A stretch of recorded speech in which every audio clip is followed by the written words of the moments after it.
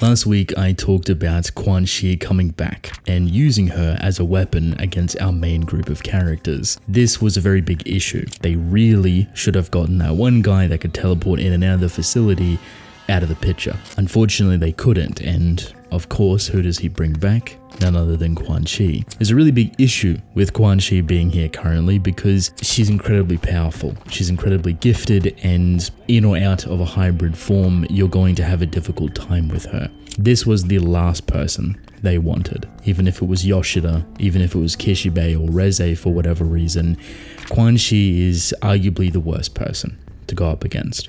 She has way too much experience. She is incredibly gifted, incredibly powerful, incredibly fast.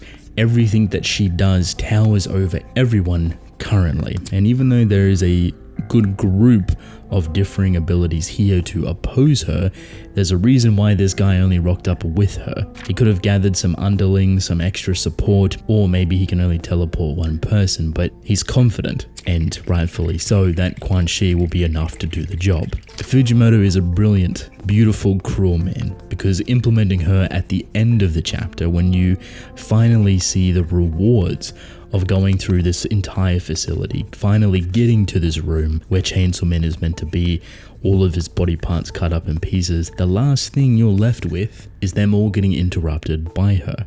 For a moment, there was this peace about it, this revelation even, that finally Asa Mitaka, Yoru, and even everyone else knows the identity of Chainsawman.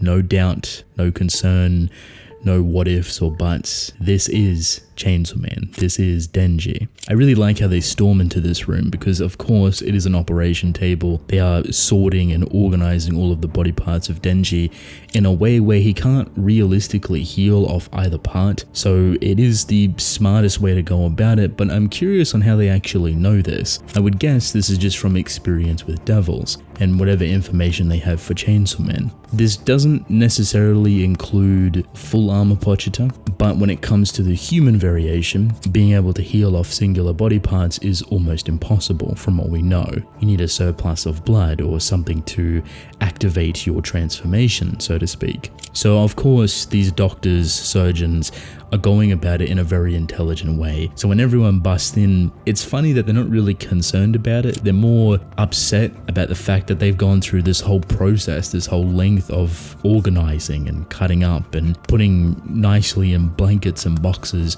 all in different places for Chainsawman to be spread out, most likely within the facility. War takes a big forward step within this chapter. She's very loud and obnoxious and demanding, even cold-hearted, which makes sense for the character that War is, and it's obviously due to the fact that Chainsawman is right in front of her. Of course, neither her nor Katana Man or even Nail, even Fami, have really questioned or thought about the process of bringing Chainsawman back and fighting him within this facility. Yoru just wants Chainsawman perfect. Put all of his pieces back, don't make him weaker, don't forget anything, put him together properly, because she wants a proper fight. And I can respect that for Yoru. I think it's very interesting that she's willing to go through that method of having all of the parts perfectly so nothing can be boiled down to a what if. Again, none of them really know what's going on in the sense of what Chainsawman is possible of, the capabilities of full armor Pochita. Katana Man has experienced one version, Yoru has experienced one version, Fami potentially has experienced both versions, and yet she's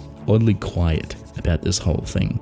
The reason I continue to bring this up is because the fracture between their little allegiance currently feels like it's growing, and it's becoming more and more clear that they're not actually aligned properly, which makes a lot of sense. Fami wants one thing, Yoru wants another, Katana Man wants his own thing, and they all kind of impose and get in each other's way. So when Chainsawman does form, you have two variations. You have the human hybrid that is obviously Denji, but then you have full armor Pochita, which other people are currently seeking, and no one within this facility can handle that. Will we get that full armor Pochita? I'm not entirely sure. It all depends on where Denji is currently, what his mental state is like.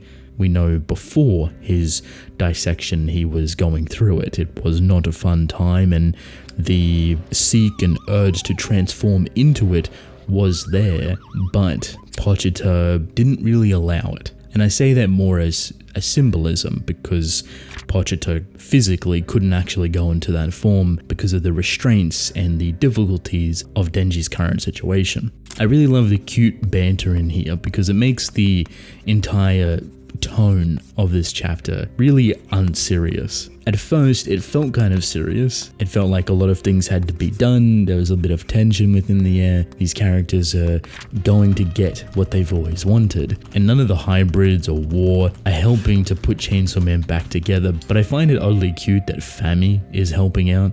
Considering she is arguably one of the most powerful characters in this room, it makes for this scene to be a lot more believable on the unserious side. That even though tonally it feels kind of murky and a little bit tenseful, there's still a lot of goofiness and playfulness to be had within this dialogue and their interactions.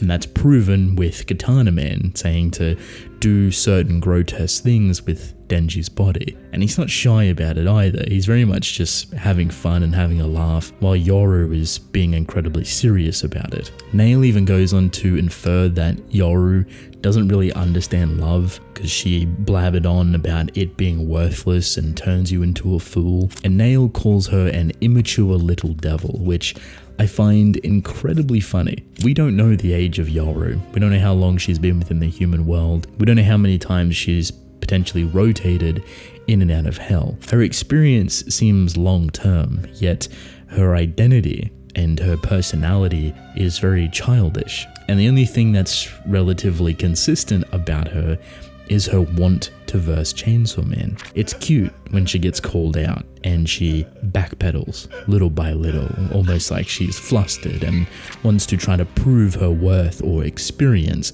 within this world, which is exactly what she does for Nail. The biggest reveal and turning point for this whole thing is the head. They found it, and of course it is the humanoid version. It's Denji's head. I really like how it's presented because he doesn't just chuck it to Yoru, or he doesn't just present it like here it is. He actually calls out Asa Mitaka first and presents it kind of like a pedestal, like a gift, saying, "Isn't this your boyfriend?" It's just Denji. He's not horrifically mangled. It's very clear that it's him. There's no weird way that you could misinterpret it. So Yoru locks eyes with Denji and it reels her out of it. And I'm not sure if this is the first time we've seen this level of emotional overpowering, but I can definitely see it being that way. That so much was going through Asa's mind, that seeing Denji's face, all of the experiences that they had, all of the fake Chainsaw Man allegations and loser responses that she gave towards him were all actually true, that he was telling the truth. And this builds that one-to-one connection that we've been waiting for. She's had this, I want to save Chainsaw Man because he's saved me so many times. The easiest thing about that, however, was Chainsaw Man never had a face. Personality, sure, but no face, no worries. She could kind of disconnect from it as much as possible and not even really think about it. You can argue she kind of had a one-sided crush on Chainsaw Man just because of the lengths that he went through to save her. Now, it becomes a lot more emotional. It becomes a lot more connected. And this changes a lot of things. And this is something that I brought up multiple different times throughout this story, is that when she finds out that Chainsaw Man is Denji, the evaluation on their goals is going to change. Yoru does not care. She should not care. Asa will. And she's a very emotionally vulnerable person, easily swayed by the mood or the atmosphere or the tone of what's going on. This person right here is the only one that she's ever really had a true common connection with. Something that wasn't forced, something that wasn't weird or toxic or manipulated, but genuine. And I always call it out to be genuine is because she could be herself. She wasn't flustered or trying to shield herself away or being shy and coy in a corner. She challenged Denji. She spoke how she felt. She acted upon how she felt. And there was something very beautiful within those moments of them two just genuinely connecting. She could be all sides of her character, all sides of her personality with Denji. He would unironically, unintentionally bring out the full bloom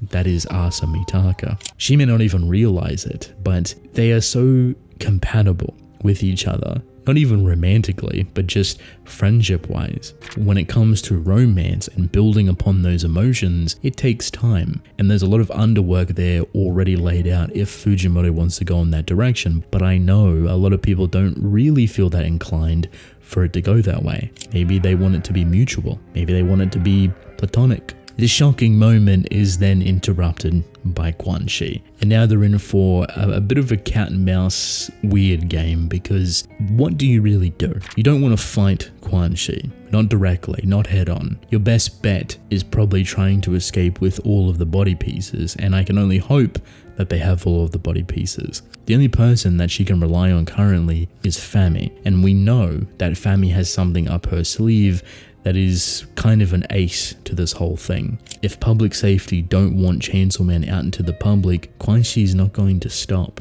And they're gonna have to play a cat and mouse game within this facility to try and lose her tail. Going out into the public might sound like a better idea, but if Fami doesn't have something that can actually take Quanxi out, they're just sitting ducks in the open. There is a lot that Fujimoto can do, and I'm excited to see what he decides upon.